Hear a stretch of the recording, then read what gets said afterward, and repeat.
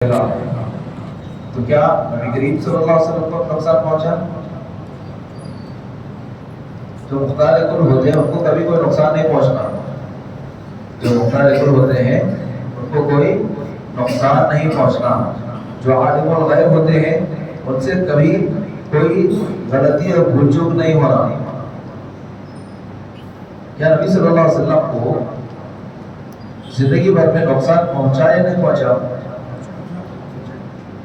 پہنچا. کس طریقے کا؟ جب آج ہم کو نقصان پہنچا ہے ویسا یا اس سے کہیں زیادہ سخت. سب سے زیادہ سخت ترین نقصانات اور آزمائشیں اور تکلیفیں نبیوں کو پہنچتی ہے. اتنا اشد الناس بلاء الانبیاء، کیا فرمایا نبی صلی اللہ علیہ وسلم نے کہ سب سے سخت آزمائش انبیاء علیہ السلام کی ہوتی ہے. تو پھر جو مختار کل ہیں ان کو تکلیف نہیں پہنچنا چاہیے. نبی کریم صلی اللہ علیہ وسلم کو تکلیفیں کیوں پہنچی؟ بچپنی سے آپ دیکھیں ہمارے نبی صلی اللہ علیہ وسلم کی پیدائش سے پہلے ہی آپ کے والد کا انتقال ہو گیا. آپ یتیم پیدا ہوئے، اسی لیے آپ کو دور یتیم کہا جاتا ہے. اور پھر بعد میں جب آپ صلی اللہ علیہ وسلم 6 سال کی عمر کو پہنچے آپ کی والدہ کا انتقال ہو گیا. اور مصیبتوں کے موقع پر یہ آپ صلی اللہ علیہ وسلم کا فرمان ہے کہ جس کو اپنی مصیبت بڑی لگ رہی ہے وہ مجھ پر آئی ہوئی مصیبتوں کو یاد کرے، وہ اپنی مصیبت کو ہلکی سمجھے گا. یقیناً یہ بہت ہی اہم حدیث ہے ہم سب لوگوں کے لیے. ہمیں یقیناً ہماری زندگی میں بہت ساری مشکلات، پریشانیاں، تکلیفیں ہم کو آتی ہیں، لیکن ان تکلیفوں کا حل اور ان سے نجات یا اس غم سے، دکھ سے، درد سے نجات حاصل کرنے کا ذریعہ آپ صلی اللہ علیہ وسلم نے فرمایا کہ نبی صلی اللہ علیہ وسلم کی تکلیفوں کو یاد کریں. اور وہ کیسا ماحول اور منظر کا ہوگا جب آپ صلی اللہ علیہ وسلم 6 سال کی عمر میں ہیں. آپ جو ہے اپنی والدہ کے ساتھ ہیں، والدہ اپنے شہر میں نہیں ہے بلکہ راستے میں سفر میں ہے، مدینہ سے واپس آ رہی ہیں، اور درمیان میں ہی نبی صلی اللہ علیہ وسلم کی والدہ کا انتقال ہو گیا. آپ صلی اللہ علیہ وسلم کے ساتھ اس سفر میں ام ایمن رضی اللہ عنہا تھی. انہوں نے نبی صلی اللہ علیہ وسلم کو سنبھالا اور پھر اسی مقام پر جہاں پر نبی صلی اللہ علیہ وسلم کی والدہ کا انتقال ہوا وہاں پر قبر کھودی گئی اور پھر اس میں تدفین کی گئی. 6 سال کی عمر کے تھے نبی صلی اللہ علیہ وسلم. کتنے سال کی؟ 6 سال. پیدا ہونے سے پہلے والد کا انتقال ہو گیا. جب 6 سال کی عمر میں پہنچے تو والدہ کا انتقال ہو گیا، اور اس موقع پر اپنے مبارک ہاتھوں سے نبی صلی اللہ علیہ وسلم خود اپنی ماں کی قبر میں مٹی ڈال رہے تھے. کیسا ماحول اور منظر تھا یہ. اسی لیے آپ صلی اللہ علیہ وسلم نے فرمایا کہ جو کوئی مصیبت کسی کو پہنچی ہے تو وہ میری مصیبتوں کو، تکلیفوں کو یاد کرے گا. تو اس طریقے سے کٹھن مراحل سے ہمارے نبی صلی اللہ علیہ وسلم گزرے ہیں، بچپن سے لے کر کے جوانی تک. جب آپ صلی اللہ علیہ وسلم 8 سال کی عمر کو پہنچے تو آپ کے دادا کا انتقال ہو گیا، اور پھر اس کے بعد آپ کی کفالت ابو طالب کرنے لگے، یہاں تک کہ آپ صلی اللہ علیہ وسلم کی شادی بھی ہوئی اور ساری زندگی آپ جانتے ہیں. لیکن نبوت کا اعلان کرنے کے بعد کیا آپ کو پھولوں سے استقبال کیا گیا؟ نہیں، بلکہ سب سے زیادہ تکلیفیں جو کسی اور نبی کو نہیں دی گئی، ہمارے نبی صلی اللہ علیہ وسلم ہی کو وہ تکلیفیں پہنچی. اگر مختار کل ہیں تو پھر یہ تکلیفیں ہمارے نبی صلی اللہ علیہ وسلم کو کیوں پہنچی؟ یہاں تک کہ مکہ کے اندر صرف آپ صلی اللہ علیہ وسلم ہی کو نہیں بلکہ آپ کے اوپر ایمان لانے والے لوگوں کو بھی سخت ترین تکلیفیں دی گئی. بعض لوگ تو شہید ہو گئے. حضرت سمیہ رضی اللہ عنہا کو باندھ دیا گیا، ان کے ایک پیر میں رسی باندھ دی گئی، ایک جانب اونٹ کو رکھ دیا گیا، دوسرے پیر میں رسی باندھ کے دوسری جانب اونٹ کو رکھ دیا گیا، اور پھر ان سے کہا گیا کہ ایمان سے پھر جاؤ تو ہم تمہیں چھوڑ دیں گے. لیکن سمیہ رضی اللہ عنہا کہتی ہے کہ نہیں، اللہ تعالیٰ کی عبادت کے لائق ہے، ہم اسی کی عبادت کریں گے، اس کے ساتھ کسی کو شریک نہیں کریں گے. تو اس موقع پر کیا ہوا؟ ان ظالموں نے ان دونوں اونٹوں کو جس پر ایک جانب حضرت سمیہ رضی اللہ عنہا کے ہاتھ اور پیر باندھے ہوئے تھے، مخالف سمت سے دوڑا دیا، اور اسی طریقے سے ان کے جسم کو چیرے جانے سے ان کی شہادت ہو گئی۔ ایسی تکلیفیں وہ جب بقیت حیات تھی ان کو تکلیف دی جا رہی ہے، ان کے شوہروں کو تکلیف دی جا رہی ہے، ان کے بیٹے کو تکلیف دی جا رہی ہے۔ نبی کریم صلی اللہ علیہ وسلم کا گزر ہوا وہاں سے، تو آپ صلی اللہ علیہ وسلم نے فرمایا اصبروا آل یاسر فموعدکم الجنہ، اے یاسر کے خاندان والوں صبر کرو، تمہارے لیے جنت کا وعدہ ہے۔ دیکھ رہے ہیں نبی صلی اللہ علیہ وسلم تکلیفیں پہنچ گئی صحابہ کرام کو، پھر بھی ان کو کیا کریں؟ صبر کرو۔ مختلف کا مطلب کیا ہوتا ہے؟ فٹاک سے ان کو وہاں سے ہٹا کے بھگا دینا، اور جو تکلیفیں پہنچا رہے ان کو تکلیف میں ڈال دینا۔ جیسے بہت سارے لوگ آج کہتے ہیں نا، یہ ہمارے بابا کی کرامت کو نہیں مانے، اس کو فوراً یہ ہو گیا، اس کی زبان بند ہو گئی، انہیں اندھا ہو کے گر گیا، الگ الگ قسم کی باتیں بیان کرتے ہیں۔ تو ایسا کیا کبھی نبی کریم صلی اللہ علیہ وسلم نے کیا؟ نہیں۔ تو یہ سب کیا بتا رہا ہے؟ آپ صلی اللہ علیہ وسلم کے لیے اللہ نے جو رکھا وہی آپ صلی اللہ علیہ وسلم کے ساتھ ہوا۔ اسی لیے اللہ تعالیٰ نے یہاں پر فرمایا لا املک لنفسی، نبی صلی اللہ علیہ وسلم آپ کہہ دیجیے میں اپنے آپ کے لیے بھی کسی نفع کا اور نقصان کا مالک نہیں، الا ماشاء اللہ، مگر جو کچھ اللہ تعالیٰ نے میرے لیے رکھ دیا ہے۔ پھر آگے کیا فرمایا؟ وَلَوْ كُنْتُ أَعْلَمُ الْغَيْبَ، اگر میں غیب جاننے والا ہوتا فَاسْتَكْثَرْتُ مِنَ الْخَيْرِ، بہت ساری بھلائیاں میں جمع کر لیتا، وَمَا مَسَّنِيَ السُّوءُ، اور مجھے کبھی کوئی تکلیف نہیں پہنچتی۔ نبی صلی اللہ علیہ وسلم کو تکلیفیں پہنچی نہیں پہنچی، یہیں پر آپ کو اتنی ساری تکلیفیں بتائی گئی۔ اسی طریقے سے جنگ جہاد کے موقع پر دیکھیے، آپ کو گڑھے میں گر گئے اور وہاں پر گڑھا کھود کر کے رکھا گیا، اس کے اوپر گھاس خود سے چھپا دیا گیا اس کو پتوں سے، وہ آپ صلی اللہ علیہ وسلم کو بتا بھی نہیں تھا۔ عالم الغیب کا مطلب کیا ہوتا ہے؟ جس کو ہر چیز معلوم ہو۔ اور پھر اگر آپ صلی اللہ علیہ وسلم عالم الغیب تھے تو پھر خالد بن ولید رضی اللہ عنہ جو اپنی فوج کو لے کر کے، اپنے کچھ گھڑ سواروں کو لے کر کے جو پہاڑ کے پیچھے کی جانب چھپ کر کے ٹھہرے ہوئے ہیں، وہ پہلے ہی سے آپ اپنے تیر اندازوں کو کہتے ہیں یہاں سے ہٹنا نہیں، خالد بن ولید ادھر رکے ہوئے ہیں، اگر تم یہاں سے ہٹو گے تو پھر وہ آ کے آپ کو مار دیں گے۔ کہہ سکتے نہیں کہہ سکتے، لیکن نبی صلی اللہ علیہ وسلم کیا ساری باتیں جانتے تھے؟ نہیں جانتے تھے۔ اللہ تعالیٰ نے ہمارے نبی صلی اللہ علیہ وسلم کو جتنا بتایا وہ آپ جانتے تھے، جو آپ صلی اللہ علیہ وسلم کو اللہ تعالیٰ نے نہیں بتایا وہ آپ صلی اللہ علیہ وسلم نہیں جانے، اسی وجہ سے آپ کو بہت ساری تکلیفیں پہنچی۔ تو عالم الغیب کون ہے؟ اللہ رب العالمین ہے۔ غیب کا جاننے والا صرف اللہ تبارک و تعالیٰ ہے، اور ہر طریقے کا اختیار رکھنے والا کون ہے؟ صرف اللہ تبارک و تعالیٰ ہے۔ مختار کل کا لفظ نبی صلی اللہ علیہ وسلم کے ساتھ استعمال کرنا یہ آپ کا ادب نہیں بلکہ بے ادبی اور گستاخی ہے۔ صرف نبی صلی اللہ علیہ وسلم کی گستاخی نہیں بلکہ اللہ کی بھی گستاخی ہے، کیونکہ جو اللہ کا حق ہے وہ اللہ کے نبی کو دیا جا رہا ہے، جس کا جو حق ہے وہ ہم کو دینا چاہیے۔ عیسائی اللہ العالمین نے اسی کے بارے میں کہا۔ تو غور کیجیے اتنے واضح انداز میں نبی صلی اللہ علیہ وسلم خود یہ کہتے ہیں کہ میں غیب نہیں جانتا، اگر میں جانتا تو ساری بھلائیاں مجھے پہنچتی، کبھی کوئی تکلیف مجھے نہیں پہنچتی۔ پھر آپ صلی اللہ علیہ وسلم کی ذمہ داری کیا تھی؟ ان انا الا نذیر و بشیر لقوم یؤمنون، میں تو بس واضح انداز میں ڈرانے والا ہوں، خوشخبری سنانے والا ہوں ان لوگوں کو جو ایمان لے آئے ہیں۔ یہ آپ صلی اللہ علیہ وسلم کی ذمہ داری تھی، اور غرض یہ آیتیں ہماری آنکھیں کھولنے کے لیے کافی ہے، اور جو لوگ قرآن نہ پڑھنے کی وجہ سے گمراہ ہوئے ہیں ہم ان سے یہی مطالبہ کرتے ہیں کہ قرآن پڑھیے، آپ کو خود بخود سمجھ میں آ جائے گا۔ اور قرآن کے اندر بھی بہت سارے لوگ جب قرآن پڑھنے کے لیے کہتے ہیں، اس کا ترجمہ وغیرہ پڑھنے کے لیے کہتے ہیں، تو لوگ کہتے ہیں کس کا ترجمہ پڑھنا، کس کی تفسیر پڑھنا۔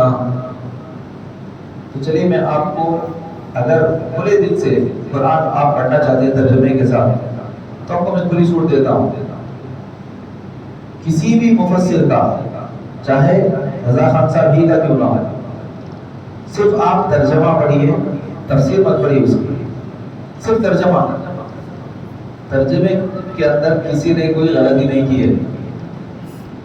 ترجمہ پڑھیے، اس کے اندر کیا الفاظ ورڈ بائی ورڈ جو ترجمے ہیں اس کے اندر آپ کو بہت ساری باتیں معلوم ہو جائیں گی۔ ہاں اگر دل میں وہی بداقے کی بھری ہوئی ہے اور آنکھوں پر ایک الگ ہی رنگ کا چشمہ پہنے ہوئے عصبیت نام کے ہمارے جو مفتی صاحب جو بولے نا ویسے عقیدے کے حساب سے میں قرآن پڑھوں گا تو آپ کو قرآن کے اندر وہی آپ کو معلوم ہوگا. آپ قرآن کو اس سوچ کے ساتھ پڑھیں جو اللہ تعالیٰ آپ سے مخاطب ہے. اللہ تعالیٰ ہمیں کیا بتا رہا ہے آپ اس کو جاننے کے لیے پڑھیں گے, یقیناً ہدایت نصیب ہوگی.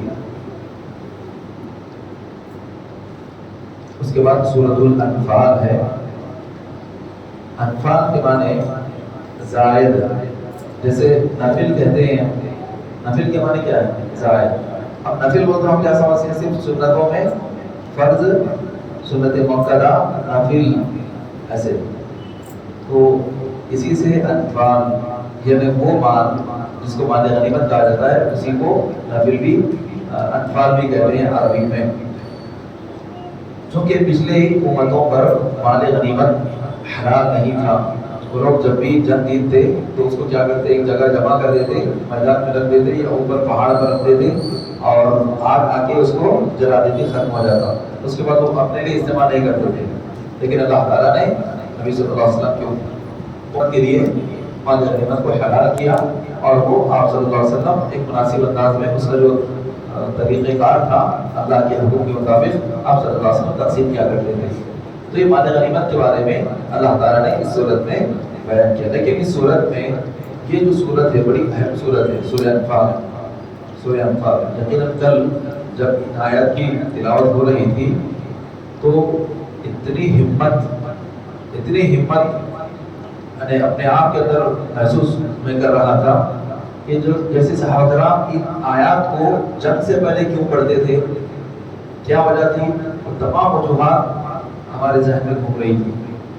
کیونکہ آپ لوگ ترجمہ نہیں جانتے, آپ کو معلوم نہیں کہ کیا پڑھا جا رہا ہے کیا نہیں. مصیبت یہی ہے ہمارے لیے مصیبت یہی ہے. کم از کم آپ کو جو چھوٹی چھوٹی صورتیں ہیں نا اس کا ترجمہ آپ کو یاد ہونا چاہیے, آپ کو پتا ہوگا, آپ کو ایمان میں تازگی ہوگی. تو یہ سورہ انفال صحابہ کرام جب بھی جنگ میں جاتے تو وہاں پر پہلے اس کی تلاوت کی جاتی. سورہ انفال جنگ میں جہاد میں پہلے پڑھا جاتا, اس کے بعد پھر اس کی تعلیمات دی جاتی کہ آپ کو دشمنوں سے ایسے لڑنا ہے, دشمنوں سے ایسے لڑنا ہے, ہم اپنا دفاع ایسے کرنا ہے, یہ تدبیر ساری چیزیں اس کے بعد بیان کی جاتی. پہلے سورہ انفال تو کیوں پڑھتے تھے, ترجمے کے اندر ساری چیزیں معلوم ہیں. اللہ تعالیٰ نے اس کے اندر بہت ساری باتیں بیان کروائی. سب سے ایک اہم بات یہ بھی ہے کہ اس میں مومنین کی صفات بیان کی گئی کہ مومنین اللہ ہی کے حکم کی تابعداری کرتے ہیں اور یہی ایمان والے ہیں. اور پھر اللہ تعالیٰ کبھی بھی کفر کو باقی رکھنا نہیں چاہتا. جنگ بدر کا جو واقعہ پیش آیا تھا اس سے متعلق کچھ الفاظ یا کچھ آیات اس کے اندر نازل کی گئی ہیں جس میں صحابہ کرام کو اختیار دے دیا گیا کہ اب چاہے تو یہ جو مشرکین کا جو تجارتی سامان جا رہا ہے وہ تم کو مل جائے گا, اور چاہے تو ان سے تمہاری جنگ ہوگی لیکن جنگ میں بھی جیت تمہاری ہی ہوگی. دونوں بھی باتیں واضح کر دے گی. لیکن صحابہ کرام چونکہ ہتھیار بند ہو کر کے نہیں آئے تھے, پوری تیاری جنگ کی تیاری میں نہیں آئے تھے, بلکہ صحابہ کرام اس تجارتی قافلے کو روکنے کے لیے آئے تھے. اچھا, تجارتی قافلے کو کیا روکنے کیوں گئے تھے؟ جب ہم کہتے ہیں کہ تجارتی قافلے کو روکنے کے لیے گئے, ان کا جو تجارتی قافلہ ملک شام گیا وہاں سے مکہ کو جا رہا تھا, اس کو روکنے کے لیے گئے. کیوں گئے؟ پھر ان کا مانے تجارت کر رہے ہیں, سب کر رہے ہیں, مسلمان کیوں گئے؟ جو لوگ سیرت نہیں پڑھتے ہیں نا اور صحابہ کے بارے میں جن کو بغض رہتا, وہ لوگ اس طریقے کے اعتراضات وغیرہ پیدا کر کے لوگوں کو غلط فہمی میں مبتلا کرتے ہیں. تو یاد رکھ لیجیے یہ تجارتی قافلے کو نبی صلی اللہ علیہ وسلم اس لیے روکنے کے لیے گئے کہ یہ جو تجارت کے اندر جو پیسہ لے کے گئے تھے ملک شام, یہ پورا کا پورا وہی پیسہ تھا جو مسلمانوں سے ہجرت کرتے وقت چھین لیے تھے. وہ لوگ جو پیسہ مسلمانوں کا تھا, جیسے سہیل رومی رضی اللہ عنہ جب وہاں سے نکل رہے تھے مکہ سے, ان سے کہا کہ تم روم کے رہنے والے تھے, یہاں پہ کمائے سب کرے, اب تم یہاں سے جانا چاہتے ہو ٹھیک ہے جاؤ, مرضی ہے تمہاری, لیکن جو کچھ تم کمائے پورا یہیں چھوڑ کے جانا. تو سہیل رومی نے کہا پیسہ دے دے تو جانا دے گی, ہاں لے لو, خلاص چھوڑ دی. پورا مالدار صحابہ میں شمار ہوتے تھے. حضرت سہیل رومی رضی اللہ عنہ پورا کا پورا جو کچھ مکہ میں انہوں نے کہا تھا سب کو دے دیا. اس کا دولت بولے کہ پیسہ تو دے دیے ووٹ پہ بیٹھ کے جو جا رہے ہو نا، یہ ووٹ بھی تم یہیں پہ بیٹھ کے کرنا، یہ ووٹ بھی دے دو، ووٹ بھی نا ٹھیک ہے لے لو، پیدل سفر۔ یہاں تک کہ ان کی جو بیوی تھی، ان کا جو بچہ تھا، اس کو بھی چھین لیا انہوں نے، چھوڑ دیا وہ بھی۔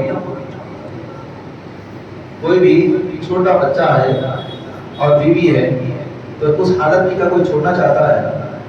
نہیں۔ ایک عجیب قسم کی محبت ہوتی ہے، ایک لگاؤ ہوتا ہے، بچے کے بارے میں فکر کرتے ہیں، بیوی کے بارے میں سوچتے ہیں کہ اس کا کیا ہوگا۔ لیکن صہیب رومی رضی اللہ عنہ اپنے ایمان کو بچانے کے لیے، ایمان کو ترجیح دیتے ہوئے یہ ساری قربانی انہوں نے پیش کی۔ یہاں تک کہ ان دشمنوں نے یہاں تک کہا کہ صہیب تمہارے جسم پر جو کپڑے ہیں وہ بھی تمہارے مکہ کے اندر رہ کر کے کمائے ہوئے، یہ بھی چھوڑ کر کے جانا پڑے گا۔ تو وہ کپڑے تک بھی چھوڑ کر کے وہاں سے نکلے تھے، اور پھر آگے جانے کے بعد دوسرے مقام سے انہوں نے اپنے لیے کپڑے استعمال کیے، کپڑے اختیار کیے۔ جب اتنا سب کچھ لٹا کر کے مدینہ منورہ پہنچے تو بعض لوگ کہنے لگے کہ سہیل نے یہ کیا کر دیا، سب کچھ لٹا کے آ گئے، کم از کم کچھ تو بچا کے چھپا کر کے لے کے آتے۔ نبی صلی اللہ علیہ وسلم نے جیسے ہی ان کی یہ بات سنی تو کہا کہ ربح صہیب، ربح صہیب، ربح صہیب، کہ صہیب نے بہترین تجارت کی، بہترین کاروبار کیا ہے۔ یعنی اپنے ایمان کو بچا کر کے آ گئے، دنیا کا سب کچھ لٹا دیا، تو یہ ایمان کو بچا کر کے جو آئے ہیں یہ ان کی سب سے بڑی کامیابی ہے۔ آج ہمارے پاس ایمان کے لیے، عقیدے کو بچانے کے لیے، کتاب و سنت کی تعلیم کو عام کرنے کے لیے ساتھ دو تعاون کرو، سوچتے ہیں 10 مرتبہ ہمارے جو اماؤنٹ ہے ہمارے مہینے کا منتھلی، اس کو کیلکولیٹ کرتے ہیں، مسجد میں دیا تو کیا ہوگا، درس میں دیا تو کیا ہوگا، وہاں دیا تو کیا، یہ ہم پورا کیلکولیٹ کرتے ہیں۔ جہاں پر وقت ضرورت آپ کو دینا ہے، دین کے لیے دینا ہے، تو صحابہ کرام ایسی قربانیاں پیش کیے۔ تو یہ صہیب رومی رضی اللہ عنہ بھی، اور ایسے بہت سارے صحابہ کرام تھے جو اللہ کے مطلب طریقے کے مطابق عمل کیا کرتے تھے۔ الغرض تو یہ جو تجارت قافلہ تھا ملک شام سے مکہ کو جو واپس آ رہا تھا، مسلمانوں کا مال تھا پورا۔ اب وہ مکہ لے جانے کے بعد یہ لوگ پھر کیا کرنے والے تھے، اس سے ہتھیار خرید رہے، وہ ہتھیار سے پھر مسلمانوں سے لڑنے کے لیے آ رہے ہیں۔ تو نبی صلی اللہ علیہ وسلم جو کہ رحمت للعالمین، رحمت والے بنا کر کے بھیجے گئے تھے، جنگ ہی ختم کر دی جائے، جنگ کے اسباب ہی روک دیے جائیں تو پھر ختم، فساد رک جائے گا۔ اسی لیے نبی صلی اللہ علیہ وسلم نے دوردش اختیار کرتے ہوئے سوچا کہ یہ جو تجارتی قافلہ ہے مکہ نہیں پہنچنا چاہیے، اگر یہ پہنچا تو پھر یہ لوگ اسی مان سے پھر جنگی ہتھیار خریدیں گے، پھر جنگ لڑیں گے، اور جنگ آپ صلی اللہ علیہ وسلم کو پسند نہیں تھی، امن والے تھے آپ صلی اللہ علیہ وسلم، اسی لیے آپ صلی اللہ علیہ وسلم نے اس قافلے کو روکنے کا ارادہ کیا۔ اللہ رب العالمین نے دونوں چیزوں کا اختیار دے دیا۔ اب صحابہ کی چاہت کیا تھی؟ صحابہ کی چاہت یہ تھی کہ ہم کو تجارت قافلہ سے مل جانا، لڑے وغیرہ نہیں ہونا، یہ صحابہ کی سوچ تھی، اور انسانی فطرت بھی ہے، آسانی چاہتے ہیں، تکلیف نہیں چاہتے۔ حالانکہ اللہ تعالیٰ نے بیان فرما دیا تھا کہ جس کو بھی تم اختیار کرو اس میں تمہاری کامیابی ہے۔ اگر جنگ بھی اختیار کرتے صحابہ تو پھر جنگ میں بھی کامیابی ہونے کا اللہ نے وعدہ کر دیا تھا، لیکن پھر بھی صحابہ کرام چونکہ ہتھیار کے ساتھ نہیں آئے تھے، صرف تجارت قافلے کو روکنا ہے سمجھ کر کے آئے تھے، لیکن بعد میں پھر ایسا ہوا تو تجارت قافلہ تو بچ کر کے نکل گیا، اور مکہ کے لوگوں میں اطلاع مل گئی، وہ لوگ وہاں سے پوری فوج کو لے کر کے آ گئے۔ اب پھر وہ فوج سے جو بالکل لڑنے کے لیے تیار ہو کر کے ان سے مسلمانوں کا مقابلہ ہوا، جو 313 تھے۔ کتنے تھے؟ 313، اور 1000 کے اوپر بھاری تھے۔ 313 تھے، 1000 کے اوپر بھاری تھے، اور جیتے وہ لوگ۔ اور وہ بھی کیسے 313؟ کوئی گھوڑے نہیں، اونٹ نہیں، برابر ہتھیار وغیرہ نہیں، پھر بھی 1000 لوگوں سے جو گھوڑوں کے اوپر آئے تھے اور پوری تیاری کے ساتھ آئے تھے، جنگ لڑنے کے ارادے سے آئے تھے، جنگ لڑنے والے لوگوں کو لے کے آئے تھے۔ یہ تو صرف جنگ لڑنے کے لیے نہیں، اور کیجیے اللہ تعالیٰ کس طریقے سے صحابہ کرام کی مدد کیا۔ وہاں پر اللہ تعالیٰ نے فرمایا یریدون، تم لوگ یہ چاہ رہے تھے کہ دنیا کا ہی یعنی جو تجارت قافلہ ہے وہ تم کو مل جائے، اور اللہ تعالیٰ یہ چاہ رہا تھا وَيُرِيدُ اللَّهُ وَيُحِقَّ الْحَقَّ بِكَلِمَاتِهِ وَيَقْطَعَ دَابِرَ الْكَافِرِينَ۔ اللہ تعالیٰ اپنے فیصلے کے ذریعے سے حق کو ثابت کرنا چاہ رہا تھا، اور کافرین کی جڑ سے نکال پھینکنا چاہ رہا تھا۔ لِيُحِقَّ الْحَقَّ وَيُبْطِلَ الْبَاطِلَ، تاکہ اللہ تعالیٰ حق کو ثابت کر دے اور باطل کو ملیامینٹ کر دے۔ اور کریہ المجرمون، گرچہ کہ مجرم اس کو ناپسند کرتے ہوں۔ تو اللہ تعالیٰ کا ارادہ جو تھا وہی ہوا، ان کی فوج بھی آئی۔ اچھا، یہ فوج جب آئی ان کی تو دور سے جب ایک دوسرے کو دیکھنے لگے تو مسلمانوں کے بارے میں ان کو ایسا خیال آیا، ارے یہ تو کم لوگ ہیں، یہ تو کم لوگ ہیں، ہم تھوڑی دیر میں ان کو بس ختم کر دیں گے، ملیامینٹ کر دیں گے، ہم جیت جائیں گے۔ اور پھر دوسری جانب صحابہ کرام جب دشمنوں کو دیکھے تو ان کی جو 1000 کی تعداد تھی، صحابہ کو بھی کم نظر آ رہی تھی ابتدائی مرحلے میں۔ کہ اللہ تعالیٰ نے ایسا کیوں کیا ان کے لیے؟ 10ویں پارے کے شروع میں ساری تفصیلات موجود ہیں، کیوں کیا اللہ تعالیٰ نے ایسے؟ تاکہ جب ایک دوسرے کو کم تعداد میں دیکھیں گے تو جب کفار مسلمانوں کو کم تعداد میں دیکھ رہے ہیں تو ان کے دل میں کیا رہا؟ لڑائی کے لیے ارادہ بڑھ رہا، ہاں لڑنا کیسا، ان کو مارنا۔ اب صحابہ کرام کی یعنی ان کو جنگ پہ ابھارنے کے لیے مسلمانوں کی تعداد اللہ تعالیٰ نے کم کر کے بتایا، اور پھر مسلمانوں کی ہمت باندھنے کے لیے اگر وہ لوگ زیادہ تعداد میں نظر آتے تو ہو سکتا تھا کہ ہمت ٹوٹ جائے، اور اگر جنگ میں ہمت ٹوٹ گئی بس جنگ وہیں ہار گیا۔ وہ میدان میں اترنے سے پہلے ہار جاتا ہے، مقابلے میں اترنے سے پہلے ہی ہار جاتا ہے۔ ہمت اصل چیز ہوتی ہے، یقین۔ تو اللہ تعالیٰ نے صحابہ کرام کی ہمت باندھنے کے لیے دشمنوں کی تعداد حالانکہ 1000 سے زیادہ تھی کم کر کے بتایا۔ پھر اس موقع پہ شیطان بھی دشمنوں کی فوج میں چکر لگا کے پھرتے ہوئے کہہ رہا تھا، انسانی شکل میں آتا شیطان۔ اب اس کے بعد اس نے کہا لا غالب لکم اليوم، آج تم پر کوئی بھی غالب نہیں آ سکتا، تم آج جیتنے والے، گارنٹی دے رہا ہوں لوگوں کو شیطان۔ اب پھر کیا ہوگا؟ وَإِنِّي جَارٌ لَكُمْ، میں بھی تمہارا ساتھ دینے والا ہوں، میری قوم کو بھی لے کے آؤں گا، میرے کنبے کو بھی لے کے آؤں گا۔ اور جب فَلَمَّا تَرَاءَتِ الْفِئَتَانِ نَكَصَ عَلَىٰ عَقِبَيْهِ، جب دونوں گروہوں کو دیکھا آمنے سامنے، اور ایسے مرحلے پہ ایسے موڑ پر پہنچ گئے کہ جہاں پر کسی طریقے کا کوئی غلط فہمی کا اندیشہ نہیں تھا، یعنی صحابہ کتنی تعداد میں وہ دشمنوں کو پوری صحیح تعداد معلوم ہو گئی اور دشمن کتنی تعداد میں مسلمانوں کو معلوم ہو گئی۔ اب یہاں پہ آنے کے بعد پھر بھاگ نہیں سکتے، وہ موقع پر ایک دوسرے کو صحیح بات معلوم ہوئی، اور جب ایک دوسرے سے لڑنے لگے تو اب اس موقع پہ اللہ تعالیٰ نے فرشتوں کا نزول فرمایا، فرشتوں کو نازل کیا، اور پھر شیطان نے جیسے ہی فرشتوں کو آتے ہوئے دیکھا نکص علی عقبیہ، پیٹ پھیر کر کے بھاگ کھڑا ہوا اور کہا کہ اب یہاں میں نہیں رک سکتا، میں وہ دیکھ رہا ہوں انی ارا ما لا ترون، میں وہ دیکھ رہا ہوں جو تم نہیں دیکھ رہے ہو۔ فرشتوں کو دیکھتے ہی بھاگ گیا ہوا۔ تو معلوم یہ ہوا کہ پورے جنگ بدر کے اس پس منظر سے کہ اللہ تعالیٰ کافرین کی کبھی بھی مدد نہیں کرتا۔ کچھ ایسے حالات دیکھتے ہیں کہ کافر اپنے آپ کو پاور میں سمجھتے لیکن کبھی بھی وہ لوگ پاور میں نہیں رہتے، یہ یقین رکھ لیجیے آپ لوگ۔ اور مکہ کے جو حالات تھے اور نبی صلی اللہ علیہ وسلم کی زندگی کے جو ابتدائی حالات تھے، ہم ہندوستانیوں کے مسلمانوں کی جو آج کے حالات ہیں، یہ دونوں ملتے جلتے حالات ہیں، یاد رکھ لیجیے آپ لوگ، یہ حالات ملتے جلتے ہیں۔ بس ہمیں اللہ کی مدد اسی وقت ہوگی جب ہمارا ایمان صحابہ جیسا ہو، ہمارا یقین صحابہ جیسا ہو۔ اور اللہ پر آپ غور کیجیے، کیا آج ہم صحابہ کے ایمان کے جیسے ہیں؟ اگر صحابہ کے ایمان کے 100 حصے ہوں اور ان میں سے ایک حصے کے پھر 100 حصے کر دیے جائے، اس میں سے ایک حصے کی دھول کو بھی صحابہ کے جو پیر پہ جو دھول ہوتی ہے، دھول کا جو تنکا ہوتا ہے ہلکا سا، اس کے برابر بھی نہیں ہے ہم لوگ، پھر بھی اللہ تعالیٰ ہماری اتنی مدد کر رہا ہے، ہماری اتنی حفاظت کر رہا ہے۔ اللہ کے بندوں، اگر ہم ویسے ایمان والے بن جائیں، صحیح ایمان والے، سچی تابعداری کرنے والے ہیں، تو پھر یہ کیا کافرین کی مجال ہے، دشمنوں کی مجال ہے کہ ہم سے مقابلہ کر سکے، ہم سے آنکھ ملا کر کے بات کر سکے؟ نہیں۔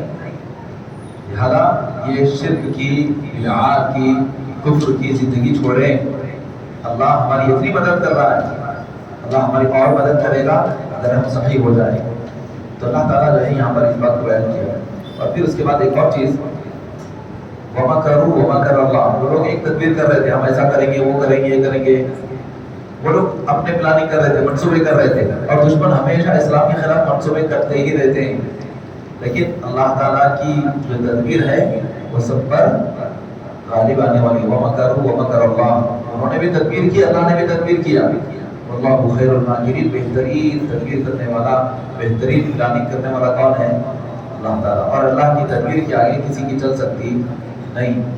وہ لوگ سوچ کر کیا کریں گے؟ ہم ان کو ماریں گے، دشمنوں پہ اپنا دھاک جمائیں گے، اپنی دھاک جمائیں گے، ہر طرف ہمارا دبدبہ بیٹھ جائے گا، روب بیٹھ جائے گا. جب یہاں پہ آ کے ہوئے تو 70 بڑے بڑے ان کے لڑنے والے مارے گئے، 70 سردار قید کر لیے گئے. اور قید کر لیے جانا کسی سردار کو اس کی ذلت کے لیے سب سے خراب بات ہوتی ہے، سب سے ذلیل سمجھ لیا جاتا. اس لیے وہ لوگ اگر قید کرنے کے لیے آتے تو وہ لوگ بولتے کہ قید مت کرو، مار دو مجھے مگر مجھے قید مت کرو بولتے تھے. 70 بڑے بڑے سردار ان کے قید کر دیے گئے. کتنی ذلت! اور وہی ذلت کا تذکرہ تفسیر کی کتابوں میں، سیرت کی کتابوں میں یہ لکھے ہوئے ہے کہ ان کی بیویاں ان کو بولتے تھے کیسے ہے خوشی جنگ ہار کے آگے قیدی بن گیا، چلو ہٹو بھاگو ایسے. اپنے قریب آنے نہیں دیتی تھی بیویاں. اور معاشرے میں جاتے ارے تم لوگ ہم لوگوں سے ہار کے آگے، ان لوگوں پر تو ہوتی، ہر طرف ذلیل ہونے لگے. تو اللہ تعالیٰ کیسے مدد کیا مسلمانوں کی، یہ سب پوری تفصیلات سورہ انفال کے اندر موجود ہیں. اور یہ سب آیتیں یقیناً ہمارے ایمان کو مضبوط کرتی ہیں. حالات کیسے ہی نامساعد کیوں نہ ہوں، اللہ کی مدد ہمیشہ مسلمانوں کے ساتھ ہوتی ہے. یہ سورہ انفال کے اندر بیٹھ کیا گیا ہے. اس کے بعد سورہ توبہ ہے. سورہ توبہ میں مشرکین کے ساتھ یعنی جو معاہدہ کیا گیا تھا امن کے ساتھ رہنے کا، اس کے بارے میں اللہ تعالیٰ نے کہا ہے کہ جب تک لوگ اس معاہدے پر باقی رہیں تو ان کا ساتھ دو، لیکن جیسے وہ معاہدے کو توڑ دیں پھر اب ان کے ساتھ کوئی کسی طریقے کا معاہدہ نہیں رہ سکتا.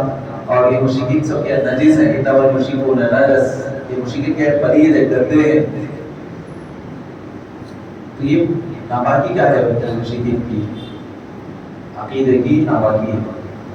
تو سب سے غلیظ اگر کوئی ہے گندے کون ہے وہ؟